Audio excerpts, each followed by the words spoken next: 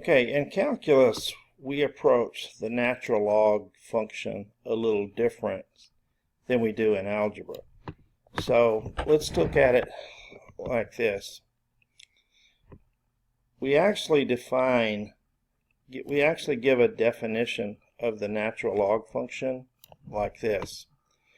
We define the natural log of x to equal the integral of 1 over t dt as t goes from 1 to x. And so that's the in other words, we use this integral to define the natural log of x. Okay? Now, the graphical view kind of works like this. Suppose we wanted a graphical representation for the natural log of 4.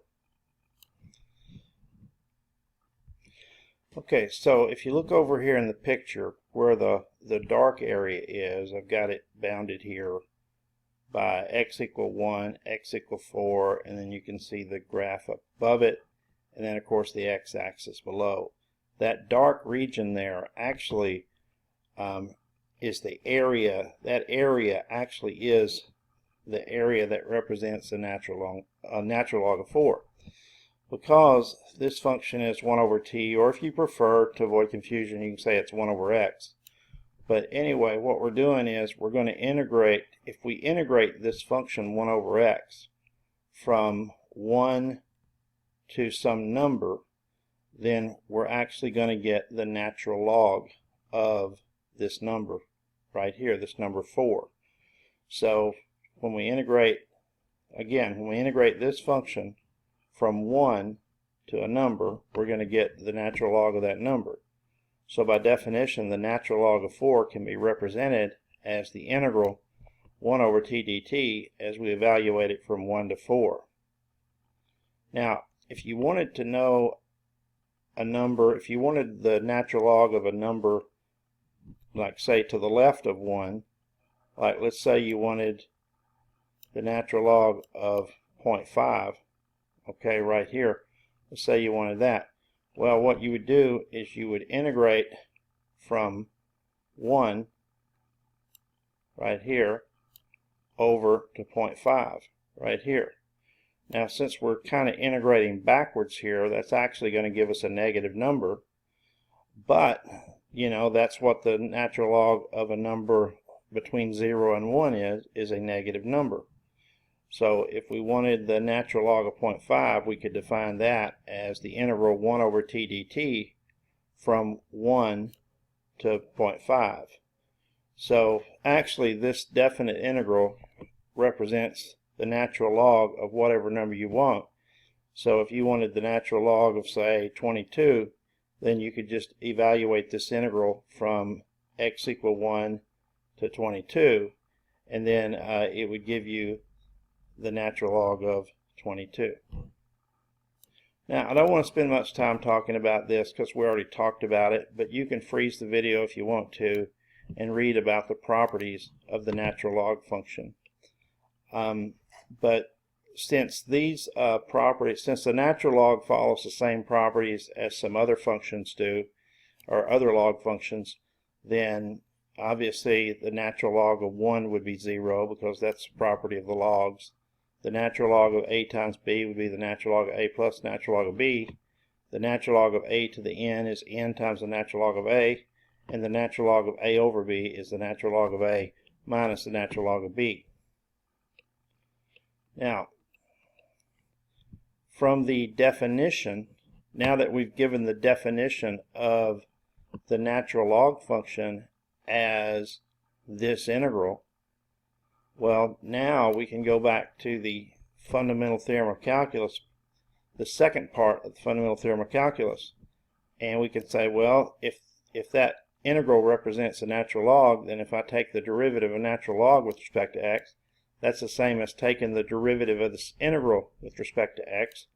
Well, you might remember that when you take the derivative of an integral of 1 over t dt from 1 to x, you're simply going to get 1 over x. So the derivative of natural log of x is simply 1 over x. So what this means is if you want to find the slope of the tangent line of, say, natural log of x at some value, you just plug it into 1 over x. So if you want the natural log, if you want the slope of the tangent line of natural log of x at, say, 1/10, then you plug 1/10 into here. 1 divided by 1/10 is just 10. If you want the slope of the natural log function at a half, then just plug a half in here, and 1 over a half is 2. If you want it, the natural log of, if you want the slope of the natural log function at 1, then plug 1 in, and you get 1 over 1 is 1. And then likewise, if you want the slope of the natural log function at 10, then just plug 10 into 1 over x, and that will give you 1/10 as the slope. Now let's talk about next, how we can get the number e. Now, I showed you in an earlier section you could actually derive the number e using a limit, but let's look at it as an integral. So the base for the natural log comes from the fact that the function is continuous and 1-to-1 with a range of all real numbers. Okay, then if the range is all real numbers, then there has to be some number x such that the natural log of x equals 1. So we simply define this number as e. So we define e as, so we can define the natural log of e as the integral from 1 to e 1 over t dt, and remember this integral equals 1. So if you want to see this graphically, then basically what we're going to do, you're just going to integrate the function 1 over t, as x goes from 1 to e, and that will give you the natural log of e. And so that's how you can get that. Now, the natural log of e to a power, we can actually get this by using the fact that the natural log of e to a power is just n times the natural log of e. But the natural log of e is 1, so that means that's just going to give us n. So let's say I wanted the natural log of e to the negative 3. Well, the natural log of e to the negative 3 would simply be negative 3 because the power is negative 3. What if you wanted the natural log of 1 over square root of e? Well, that would be the natural log of e to the negative 1/2. So that would just be negative 1/2. Or what about 1 over e? Well, the natural log of 1 over e is the same as the natural log of e to the negative 1, which is simply negative 1. What about 1? Well, 1 is e to the 0, so the natural log of 1 would be the natural log of e to the 0, which is 0. E is the same as e to the first power, so the natural log of e to the first power is just 1. And then if you want to throw in some weird numbers like e to the 5/3, then the natural log of e to the 5/3 would just be 5/3. The natural log of e to the 5th power would simply be 5. Now, you learned in the last earlier section that you can actually solve exponential equations using the natural log. Here, if I wanted to solve this equation for x, first of all, I would isolate the e to the 3x by itself by dividing both sides by 500, and I get e to the 3x equals 4. Well, then I can take the natural log of e to the 3x and the natural log of 4, and the natural log of e to the 3x, well, remember that's just 3x. So I get 3x equals natural log of 4, and then to solve for x, I just divide natural log of 4 by 3. And if you want an approximation, you can plug that in your calculator to approximate it. Or if I had e to the 2x minus 5 equal to 1,000, just take the natural log of both sides. So I get 2x minus 5 equals natural log of 1,000, and then just solve this for x by adding 5 to both sides and dividing by 2 on both sides.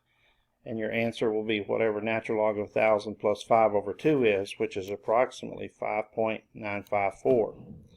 So you have to use a calculator to figure that out. Now, we've already talked about how the derivative of natural log of x is 1 over x. So it must follow that the derivative of natural log of u is 1 over u times u prime, or 1 over u times du over dx using the chain rule. Okay, so now remember, we're back to derivatives now. So I know we just covered integrals, but now we're back dealing with derivatives. So the derivative of y equals x squared minus natural log of x.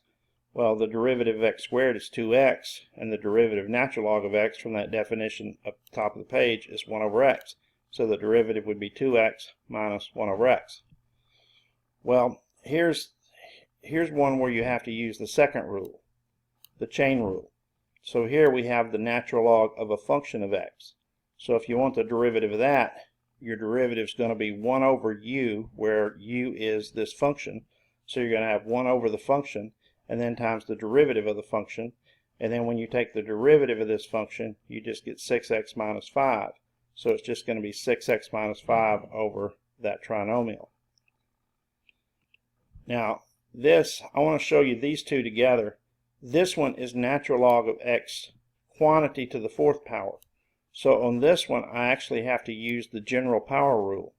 So remember, anytime you have a function to a power, you write it as 4 times the function to 1 less than that power.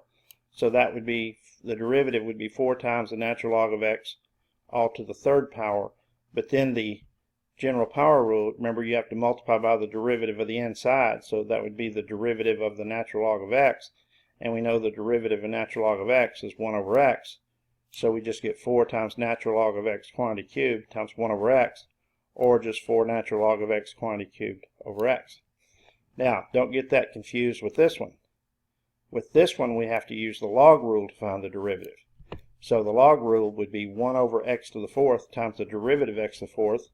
And since the derivative of x to the 4th is 4x cubed, we simply get 4x cubed over x to the 4th, which is 4 over x. Now, actually, I could have done that another way, because you know from the power rule of log properties that natural log of x to the 4th is the same as 4 times natural log of x. So if I take the derivative of that, it would just be 4 times the derivative of natural log of x, which is 4 times 1 over x, or 4 over x, but of course you get the same answer. Okay, on this example I have to use the product rule, so I take x squared times the derivative of natural log of x, which is 1 over x, and then plus the natural log of x times the derivative of x squared, which is 2x natural log of x, and then I just simplify it to x plus 2x natural log of x. Over here I have to use the quotient rule, so I take the bottom times the derivative of the top, so I get e to the 2x times the derivative of natural log of x, which is 1 over x, and then minus the top natural log of x times the derivative of e to the 2x, which is 2e to the 2x, and then over e to the 2x quantity squared, so I get e to the 4x. And then all I did was multiply the top and bottom by x to get rid of the 1 over x. And then I factored out e to the 2x and got this answer that you see here. Now you could go one more step and divide e to the 2x and e to the 4x and just get e to the 2x on the bottom. So, you know, that's, if you wanted to simplify it all the way, that's where you would go. Okay, now this would be the natural log of a trig function. Well, the natural log of cosine x is 1 over cosine x times the derivative of cosine x. But since the derivative of cosine x is minus sine x, you get minus sine x over cosine x, which is minus tangent x. So now this one we treat a little bit different. The derivative of secant u, remember, is secant u tangent u times u prime. So this would be secant of natural log of x times tangent natural log of x, then times the derivative of natural log of x. So again, the derivative of secant u is secant u tangent u times u prime. So then I take secant natural log of x times tangent natural log of x times 1 over x, and that gives me this for my final answer. Okay, so I'm going to show you some other examples in the next chapter, and one of those is going to be what we call logarithmic differentiation, where you use logs to actually, log properties to actually help in finding derivatives.